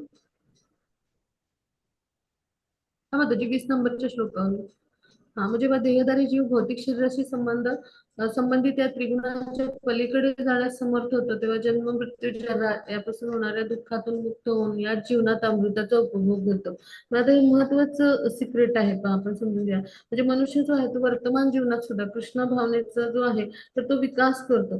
आणि त्याद्वारे काय होतं की आध्यात्मिक ज्ञानामध्ये जेव्हा आपली प्रगती होते, तेव्हा भौतिक देहामध्ये आपण जरी बद्ध असलो तरी आपल्याला तो फरक समजलेला असतो की वर्तमान देहात जरी आपण असलो तरी प्रकृतीच्या म्हणजे जे 3 गुण आहेत तर ह्यातून आपण मुक्त होऊ शकतो. कसे? आध्यात्मिक ज्ञानामध्ये प्रगती जेव्हा आपली होते तेव्हा ती आध्यात्मिक ज्ञानाची प्रगती काय करेल, आपल्याला सेवेपर्यंत घेऊन जाईल. भगवत सेवा जेव्हा होते तेव्हा मग आपली शुद्धी होते आणि त्यामुळे काय होईल की आपण ह्या देहामध्ये राहूनच जे आहे तर जो जीव आहे आपल्यासारखा तर तो वर्तमान देहामध्ये राहूनच आध्यात्मिक जो सुखाचा अनुभव घेईल. म्हणजे त्याचं कर्तव्य त्याचं जे कर्म आहे ते सगळं शाश्वत बनत जाईल, आध्यात्मिक कर्म बनत जाईल पहा.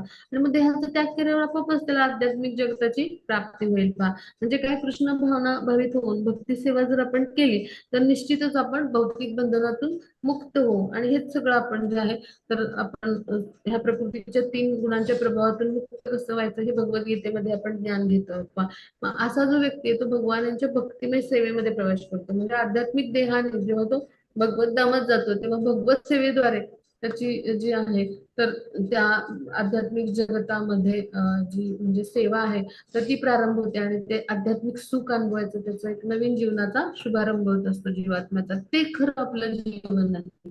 तर हे जे ज्ञान होणं तर हेच खरं वास्तविक ज्ञान आहे. पण मग आता पुढे जाऊ आपण. मग त्याची पुढच्या श्लोकावर हरे कृष्ण. मग त्याची पुढच्या श्लोकावर अर्जुनाने विचारले, हे प्रभू, त्रिगुणांच्या अतीत असणारा मनुष्य कोणत्या लक्षणाने ओळखला जातो, त्याचे आचरण कसे असते आणि प्राकृतिक गुणांच्या पलीकडे कसा जातो. मग आता इथे अर्जुनाला प्रश्न आहे की असा दिव्य पुरुषाला ओळखायचं कसं, आणि मग त्रिगुणांच्या अतीत जर असेल तो मग तो कुठली कर्म करतो. मग तो स्वेच्छाचारी म्हणजे आपल्या मनाला येईल ते कर्म करणारा असतो का नियमबद्ध म्हणजे विविध शास्त्राच्या विधिविधानांचं पालन करणार असतो, असं अर्जुनाने प्रश्न विचारलाय. मग त्याच्याबद्दल भगवान जे आहेत ते उत्तर देतात पहा. मग ते आपण समजून घेऊ. म्हणतो की पुढच्या श्लोकावर हरे कृष्ण. म्हणतो की पुढच्या श्लोकावर 22 नंबरच्या हरे कृष्ण.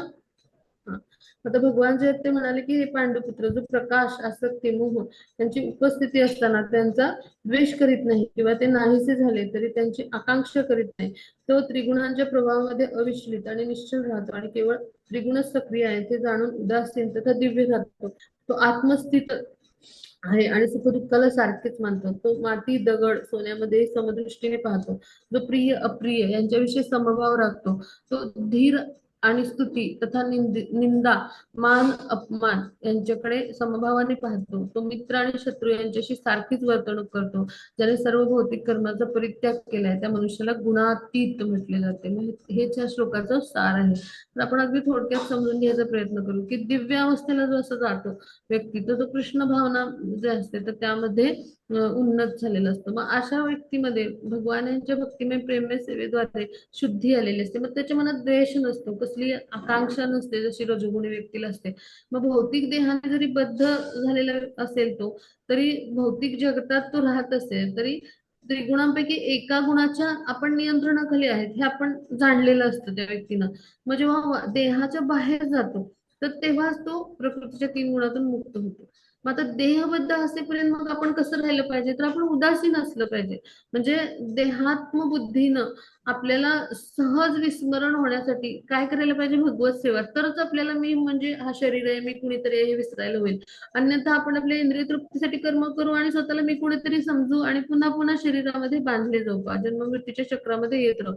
मग श्रीकृष्णांना आपण जोपर्यंत समर्पण नाही करत ना तोपर्यंत हे घडत राहणार. पण ज्या क्षणी आपण श्रीकृष्णांना आपलं सगळं काही समर्पण करतो तेव्हा इंद्रिय तृप्ती आपली थांबते, कारण आपल्याला या देहाची आणि देहाच्या आदेशाची पालन करायची आवश्यकताच नाही. आपण श्रीकृष्णांच्या इंद्रियांना संतुष्ट करण्यासाठी कार्य करायला लागतो पहा. आणि मग आपली इंद्रिय जी आहेत तर ती श्रीकृष्णांच्या संतुष्टीसाठी कार्य करतात. मग आता देहाच्या आतमध्ये आपला आत्मा आहे पण त्याला आपल्या इंद्रियांचा काही उपभोग घ्यायची इच्छाच नसते. हा फरक समजून घेऊया सगळ्यांनी. आणि तो त्यामुळं इंद्रियांचा उपभोग पण त्याला करायचा नसतो आणि देहाच्या बाहेर पण जायचं नसतं, आहे त्या स्थितीत उदासीन राहून तो काय करतो, तर तो जो आहे तो भगवानांच्या इंद्रियांना संतुष्ट करण्याचा विचार करतो. जसे अमरीश महाराजांनी केला. मग त्यामुळे तो भक्त आहे तो आपोआपच मुक्त होतो, दिव्य स्तरावर असतो. अमरीश महाराजांनी काय केलं, आपले हात वैष्णव सेवेमध्ये, आपले पाय तीर्थाटन करायला, मंदिर प्रदक्षिणा घालायला, आपल्या कपाळाने भगवत चरणी माथा टेकला, त्यांनी डोळ्यांनी भगवानांच्या विग्रहांना पाहिलं, मग नासिकेने भगवानांना अर्पण केलेलं फुलाचा सुगंध घेतला, मुखाने काय केलं, भगवानांना अर्पण केला प्रसाद ग्रहण केला, जिव्हेने काय केलं, हरिनाम घेतलं. म्हणजे प्रत्येक इंद्रिय जे आहे, म्हणजे कानाने हरिकथा ऐकली, असं म्हणजे प्रत्येक इंद्रिय जर भगवत सेवेमध्ये लागलं तर मग आपल्याला या इंद्रियांची तृप्ती करायची काही इच्छाच राहत नाही ना. मग अशा पद्धतीने त्या देहामध्ये राहून सुद्धा आत्मा जो आहे तो अलिप्त राहतो, म्हणजे उदासीन राहतो. मग मान अपमान ह्याचा काही त्याच्यावर परिणामच नाही होत, म्हणजे त्यामध्ये तो समभावाने राहतो. मग धीर अशा पद्धतीने म्हणजे त्याला म्हटलंय समभावाने राहतो. म्हणजे मग आता आपण जर भगवान यांचे दास आहोत, भगवान यांचा सेवक आहोत, तर मान अपमानाचा प्रश्न येतोच कुठं. एक जो सेवक आहे त्याला मान अपमानाचा प्रश्न येतोच कुठं, आणि आपण जर सेवक दास आहोत तर आपल्याला मान अपमान स्थितीचा विचार करण्याचा प्रश्नच येत नाही. म्हणजे शरीर आहे, मी शरीर आहे असं वाटलं तर मग मला मान आहे म्हणजे अपमान माझा झाला असं काहीतरी वाटेल. मी जर सेवकच आहे भगवान यांचा तर हा प्रश्नच येत नाही. मग अशा पद्धतीने तो विचार करत असतो. मग कुठल्याही वस्तूची म्हणजे जी काही आहे, म्हणजे सोनं असो नाहीतर म्हणजे मौल्यवान वस्तू असो किंवा दगड असतो, त्याला कसलीच आवश्यकता नसते. उलट ह्या वस्तूंनाच तो समभावाने पाहतो, म्हणजे त्याच्या दृष्टीने ते मूल्य सारखंच आहे. आणि मग ह्यांना आपण कृष्ण भावनेमध्ये कृष्णांच्या म्हणजे साठी कसं वापरता येईल असं तो उलट विचार करेल. मग शत्रूलाही म्हणजे जो आहे तर तो आपला मित्र समजतो पहा. म्हणजे त्याच्याविषयी पण त्याला काही म्हणजे असा वैरभाव शत्रुता नसते. सर्वांशी समभावानं मित्रत्वाच्या भावना, प्राणीमात्र प्रत्येक प्राणीमात्राशी प्रेम आणि मित्रता असते. मग त्याला कृष्ण भावनेमध्ये जे मदत करतात त्यांच्याविषयी तो म्हणजे जो आहे तर तो म्हणजे अनुकूल राहतो. कृष्ण भावनेमध्ये जे त्याला विरोध करतात त्यांच्यापासून तो दूर राहतो पहा. आणि भौतिक जीवनामध्ये त्याला आपल्याला म्हणजे जे आहे तर म्हणजे असं जे सामाजिक राजकीय जीवन असतं तर त्याचा परिणाम त्याच्यावर काही होत नाही पहा. म्हणजे अशाच रीतीनं तो स्वार्थासाठी कुठलेही कर्म नाही करत, प्रत्येक कर्म जे आहे ते कृष्णांच्या संतुष्टीसाठी करतो. मग असा जो व्यक्ती असतो तो स्वतःसाठी काहीच नाही करत, पण आपल्या आचरणामुळे तो भगवानांची भक्तिमय सेवे करून जे आहे तर दिव्य स्तरावर स्थित असतो. मग असा जो व्यक्ती असतो तर तो जो आहे तर तो व्यक्ती आहे तर त्याला गुणातीत झाला असं म्हटलंय. ही लक्षणं जेव्हा त्याच्यामध्ये आपल्याला पाहायला मिळतात तेव्हा. आता पुढच्या श्लोकावर येऊ आपण. हा माताजी, हा माताजी पुढचा श्लोक आहे. हा मग जो मनुष्य सर्व परिस्थितीत एकनिष्ठ होऊन पूर्णतः भक्तिमय सेवेमध्ये संलग्न होतो तो तत्काळ त्रिगुणांच्या पलीकडे जाऊन ब्रह्मस्तरापर्यंत उन्नत होतो. म्हणजे काय की दिव्यावस्था म्हणजे काय की आपण समजून घेऊया की भौतिक प्रकृतीच्या 3 गुणांच्या प्रभावाखाली आपण असतो, पण ह्या 3 गुणांच्या क्रियेमुळे आपण जर विचलित न होता आपण कृष्ण भावनेमध्ये कर्म कर्म जर केलं तर त्याला कृष्ण कर्म किंवा आध्यात्मिक कर्म किंवा भक्ती योग असं म्हणतो. तर श्रीकृष्णाच्या प्रित्यर्थ जर कर्म केलं तर निश्चितच काय होईल की आपण श्रीकृष्णांना शरण जेव्हा जातो तर त्यावेळेला 3 गुणांच्या प्रभावातून मुक्त होतो. मग सोन्याचे खाण आणि सोन्याच्या खाणीतला एक कण ह्यामध्ये पण सारखेच गुण असतात. मग तसं जीव भगवान यांचं रूप आहे, म्हणजे चित्कण आहे. मग त्यामुळे जीव आणि भगवान यांच्यामध्ये जे समानत्व आहे तर त्या योगे म्हणजे भक्ती योगाद्वारे भगवान आणि भक्त यांच्यामध्ये प्रेमाचं आदान प्रदान होतं. मग आता त्यामुळं भगवान आणि जीव यांच्यामध्ये काय फरक आहे, तर भगवान उच्च स्तरावर आहेत आणि आपण जे आहोत ते म्हणजे एक निम्न स्तरावर आहोत. मग ह्या स्तरावर आपण भगवान यांची सेवा नाही करू शकत. मग आपल्याला भगवान यांच्याशी सेवा करण्यासाठी पात्र असा देह मिळवला पाहिजे, म्हणजे आध्यात्मिक देहाची आवश्यकता आहे, कारण भगवान कसे पूर्णतः आध्यात्मिक आहेत.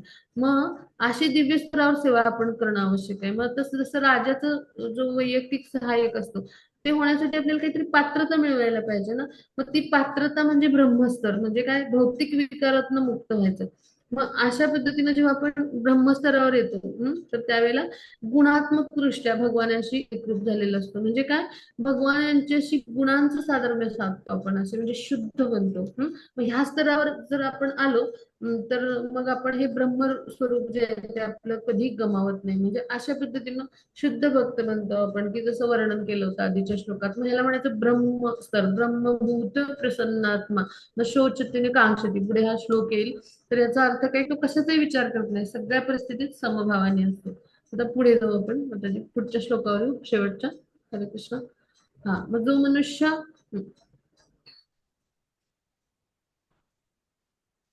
ह्याच्या पुढचा होता 27. हा, आणि परमसुखाची स्वाभाविक स्थिती असणाऱ्या अमृत शाश्वत आणि अव्ययी निर्विशेष ब्रह्मज्योतीचा आधार मी आहे. म्हणजे आता ब्रह्म साक्षात म्हणजे जे आपण वेगवेगळे साक्षात्काराचे टप्पे पाहिले. तर त्यामध्ये आपण समजून घेऊया की जे दिव्य साक्षात्कार जो होतो तो 3 स्तरावर होतो. पहिला निर्विशेष ब्रह्म, म्हणजे जे कसं आहे म्हणजे जे स्वरूप कसं आहे शाश्वत आहे, पण तो पहिला टप्पा आहे. मग त्यानंतर दुसरा टप्पा म्हणजे परमात्मा साक्षात्कार, आणि तिसरा टप्पा म्हणजे काय, की जे ते पूर्ण म्हणजे षडेश्वरांनी युक्त असे श्यामसुंदर भगवान आहे तर त्यांची अनुभूती. मग परमात्मा आणि निर्विशेष ब्रह्म जे आहे, तर हे म्हणजे हे जे टप्पे आहेत भगवानांच्या साक्षात्काराचे, हे कुणावर अवलंबून आहेत, तर हे जे आहेत तर ते तिसरा जो आत्मा साक्षात्काराचा टप्पा आहे म्हणजे षडेश्वरांनी युक्त असलेले भगवान यांच्यावरच आश्रित आहे. आता भगवान काय म्हणतात की भगवान जे आहेत तर ते आपल्यासारख्या जीवाची बद्धता जाणतात, आणि त्यामुळे या भौतिक प्रकृतीमध्ये सगळं आपल्याला जे आहे तर ते असं कठीण जीवन आहे पहा. आणि मग आता भौतिक बद्ध अवस्थेपासून परमेश्वराच्या ब्रह्मस्तरापर्यंत आपण जर उन्नत झालो आणि त्याद्वारे म्हणजे ब्रह्म साक्षात्कारापर्यंत जर आलो तर तो व्यक्ती जो आहे तर तो भौतिक उपाधींच्या म्हणजे पलीकडे गेलेला असतो. पण ब्रह्म साक्षात्कारात म्हणजे परिपूर्ण नसतो, त्याच्या इच्छेनं तो ब्रह्म साक्षात्काराच्या स्तरावर राहू शकतो, किंवा त्याचं पतन पण होईल पुन्हा जर भक्तीने प्रेमसेवेचे प्रयत्न नाही केले. म्हणजे चतुष्कुमार होते बरं का. मग ते ह्या ब्रह्मस्तरावर निर्विशेष ब्रह्माच्या स्तरापर्यंत उन्नत झाले होते. मग आता म्हणजे भागवतात ह्याच्यामध्ये सांगितलंय ब्रह्मस्तरावर जरी मनुष्य गेला तरी त्याचं पतन होऊ शकतं जर त्यांनी आध्यात्मिक ज्ञानामध्ये जर प्रगती नाही केली, तर म्हणजे पूर्णपणे ज्ञान नाही घेतलं तर. मग त्यांनी काय केलं, श्रीकृष्णांना अर्पण केलेलं तुलसी दळ आहे तर त्याचं जे तो सुगंध घेतला, आणि त्याद्वारे त्यांना कृष्ण प्रेम प्राप्त झालं पहा. आणि मग ते जे आहे ते कृष्ण भक्तीमध्ये उन्नत बनले, कृष्ण प्रेमाची त्यांना प्राप्ती झाली. म्हणजे ह्याच्यावरून आपण समजून घेऊया की शाश्वत सुख जे आहे, शाश्वत जीवन जे आहे ते भक्तीसोबत मिळतं पहा. म्हणजे भगवान जे आहेत षडेश्वरांनी युक्त आहेत, मग त्यांना शरण गेलं तर आपल्याला सगळी ऐश्वर्य मिळत असतात. जसं राजाचा सेवक असतो त्याला सगळ्या राज्याच्या सुखसुविधा मिळतात राजाची सेवा केल्यामुळे, तसं आहे ते. मग भगवान आपले स्वामी आहेत, म्हणजे राजासारखेच आहेत आपले ब्रह्मांडाचे सगळ्या राजा कोण आहेत, भगवान. त्यांची सेवा केल्यावर आपल्यासारख्या तुच्छ सेवकाला सगळ्या सोयी सुविधा भगवानांच्यामुळे मिळणार आहेत पहा. मग अशा पद्धतीने जेव्हा शरण जाऊन आपण कार्य करतो आणि भक्तिमय प्रेममय सेवेद्वारे कार्य करतो तर त्याला साक्षात्कार आधीच झालेला असतो. मग आता निर्विशेष ब्रह्मज्योती म्हणजे आत्मसाक्षात्काराचा पहिला टप्पा आहे. पण ह्याचा आधार कोण आहे, म्हणजे उजेड येतोय बॅटरीतून, पण त्याचा स्रोत काय आहे, बॅटरी म्हणजे प्रकाश जे आहे ते प्रकाश रूप आहे भगवान यांचं, पण त्याचा मूळ स्रोत कोण आहे, भगवान आहेत पहा. मग हे जेव्हा आपण जाणतो म्हणजे सत सत सच्चित म्हणजे सच्चित आनंद मध्ये सतची अनुभूती म्हणजे ब्रह्मस्तर, चितची अनुभूती म्हणजे परमात्मा स्तर. पण सच्चिद आनंद असे सच्चित आनंद ही अनुभूती व्हायची असेल तर आपल्याला भगवान यांना शरण जाऊन त्यांची भक्तिमय प्रेममय सेवा केली पाहिजे. मग त्यावेळेला आपण 3 गुणांच्या बंधनातून मुक्त होऊ. मग त्यामुळे आपण काय केलं पाहिजे, कृष्ण भावना भावित म्हणजे होण्याचा प्रयत्न करायला पाहिजे, कृष्ण भावनेचा विकास केला पाहिजे. आणि भक्तियोगाच्या म्हणजे आचरणाने नवविध भक्तीद्वारे श्रवण कीर्तन स्मरण यामुळे आपण भक्तांच्या संघामध्ये जाऊन अशा पद्धतीने सेवा केली, आध्यात्मिक गुरूंच्या मार्गदर्शनाने आपण भगवत सेवेमध्ये स्थिर होऊ पहा. आणि मग भगवत प्रसाद ग्रहण केला, आपण भगवानांच्या चरण कमलांना अर्पण केलेल्या फुलांचा सुगंध घेतला, भगवानांच्या लीलास्थळांना भेट देणं म्हणजे तीर्थयात्रेला गेलो, भगवानांच्या लीलाविषयी अध्ययन केलं, भगवानांच्या लीलाविषयी श्रवण केलं, मग अशा पद्धतीने हरे कृष्ण महामंत्राचा जप केला, भगवानांचे आपले जे भक्त आहेत उच्च कोटीचे, त्यांच्या आविर्भाव तिरोभाव दिन उपवास केला, शास्त्राच्या विधिविधानांचं पालन केलं, 16 माळा जप केला, 4 नियमक तत्वांचं पालन केलं, मग हे भक्तियोगाचं आचरण आहे. ह्याद्वारे आपण भगवत धामाची प्राप्ती करू शकतो. मग हेच या अध्यायाचं सार आहे की सगळ्या भौतिक कर्मामध्ये आपण भौतिक प्रकृतीच्या 3 गुणांच्या बंधनातून आपल्याला जर मुक्त व्हायचं असेल तर काय करायला लागेल? भक्तिमय प्रेममय सेवा, भक्ती मार्गाचं आचरण. मग अशा पद्धतीनं जो ब्रह्मस्तरावर स्थित होतो तो भगवान यांच्याशी गुणांनी जो आहे तो समान बनतो आणि मग ते स्वरूप तो गमावत नाही. मग ह्या ब्रह्मस्तरावर उन्नत होणं हेच आपल्या जीवनाचं ध्येय असलं पाहिजे. इथे आपण आपला अभ्यास जो आहे तो संपला. आपण थांबूया. कोणाला काही शंका असेल तर विचारूया. हरे कृष्ण. हा, त्याची रेकॉर्डिंग स्टॉप करूया. चार्ट राहू द्या थोडा वेळ. हा, माताजी जरा चार्ट ठेवा.